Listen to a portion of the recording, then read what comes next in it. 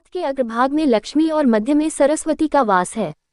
प्रातःकाल ब्रह्मा हाथ के बल खड़े होकर हाथ देखते हैं। ये दो पंक्तियां ही हाथ का महत्व सिद्ध करने के लिए पर्याप्त हैं। हमारा हाथ एक सामान्य हाथ ही नहीं है, अपितु धार्मिक आध्यात्मिक दृष्टि से इसमें सभी देवताओं का निवास है। भौतिक दृष्टि से मानव की ओजस्विता और कार्य शक्ति का पुंज है और ज्योतिष की दृष्टि से संपूर्ण जीवन की हलचल का स्रोत है। हमारा जीवन वेगमय है, निरंतर सक्रिय है और पल पल परिवर्तनशील है, और इस सारे परिवर्तन का, जीवन के संघर्षों का तथा मानव की घात प्रतिघातों का ये संपूर्ण रूप से प्रतिबिंब है, जिसके माध्यम से भूत को जानकर विश्वास करते हैं, वर्तमान को समझते हैं और भविष्य को पहचान कर उसके अनुसार अपने चाप को ढालने का प्रयत्न करते हैं, जिसकी वजह से हम स्थिर वेगमय रह सकें। जोरों का तूफान चल रहा है और हमें इस तूफान में ही कदम बढ़ाने हैं, परंतु यदि तूफान आंधी सामने आ रही है तो हमें एक एक पग उठाने में तकलीफ होगी, पर यदि तूफान पीठ की ओर से आ रहा है तो हमें वह तूफान सहायता देगा। हमारे पैर आसानी से उठेंगे, हम सुविधा से गतिशील होकर सुगमतापूर्वक अपने गंतव्य स्थल तक पहुंच सकेंगे। इस संसार में भी निरंतर घात प्रतिघात, संघर्ष, कश्मकश का तूफान चल रहा है और हमें इस तूफान में ही अपनी मंजिल तक पहुंचना है। हस्तरेखा शास्त्र यह जानकारी देने के लिए आपका सहायक हो सकता है कि तूफान का वेग किस ओर से है। आप कौन सा रास्ता चुनें जिससे तूफान झाप की पीठ की ओर से बहे और आप सुविधापूर्वक अपने गंतव्य स्थल तक पहुंच सकें। हमारे संपूर्ण जीवन की छोटी से छोटी घटना हथेली में अंकित है। हथेली पर पाई जाने वाली सूक्ष्म से सूक्ष्म रेखा का भी अपने आप में महत्व है। कोई भी रेखा व्यर्थ नहीं है, किसी भी रेखा का अस्तित्व निरर्थक नहीं है।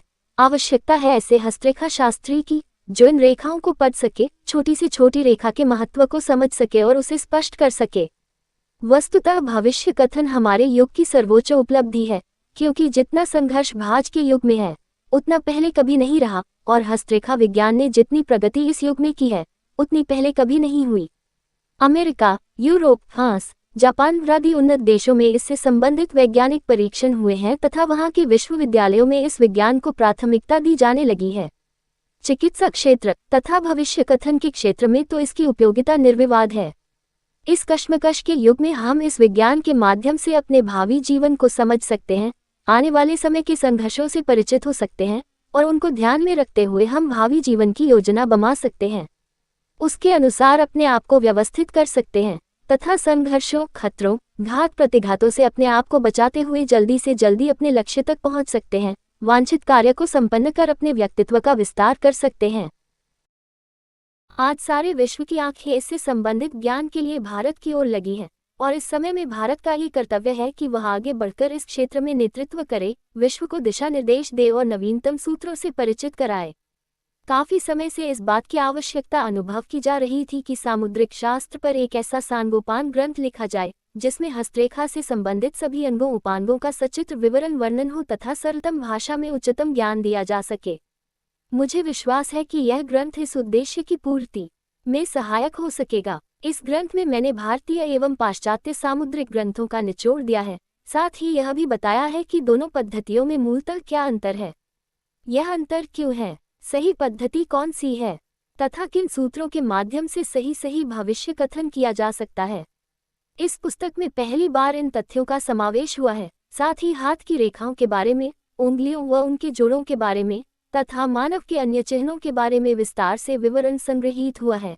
इन सब के पीछे है मेरा अध्ययन से भी बढ़कर है विषय प्रतिपादन, और विषय प्रतिपादन से भी बढ़कर है मेरा इस क्षेत्र में वर्षों का अनुभव। भारत ही नहीं, विश्व के सामुद्रिक ग्रंथों में भी ज्योतिष योगों का पूर्ण विवरण वर्णन नहीं है, क्योंकि यह विषय दुरूह है, दुर्गम है, अप्राप्य है। इस पुस्तक में पहली बार 240 से भी अधिक हस्तरेखा योगों का सांगोपांग अध्ययन स्पष्ट हुआ है। यह इस पुस्तक की विशेषता है। इसके अतिरिक्त मैंने शरीर, अंग लक्षण, हस्त लक्षण आदि भी विस्तार से स्पष्ट किए हैं। साथ ही व्यवहारिक अनुभव के लिए हस्तचित्र के माध्यम से संपूर्ण भूत भविष्य कथन कर पुस्तक को प्रामाणिकता प्रदान की है। मुझे विश्वास है मेरे पाठकों को व ज्योतिष के विद्वानों को मेरा ये परिश्रम सार्थक लगेगा, और मुझे ये भी विश्वास है कि वे इस पुस्तक से निश्चय ही लाभान्वित